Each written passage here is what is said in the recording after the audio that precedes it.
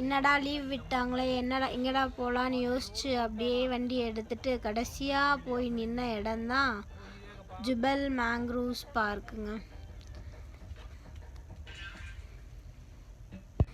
இங்கே ரொம்ப நாளாக போகணுன்னு ஒரு ஆசை. சரி இன்னைக்கு வந்தாச்சு. சரி இங்கே என்ன தான் இருக்குது அப்படின்னு பார்த்துடலான்னு போனால் நல்லா தான் இருந்துச்சு. ஏரியா குழந்தைகளுக்கு தண்ணியில் நிற்கிற மாதிரி நெட்டு கட்டி விட்டுருந்தாங்க. ஓ இப்படியா இது செய்தி அப்படி சொல்லிட்டு அப்படியே உள்ளே போயிட்டே இருந்தோம்.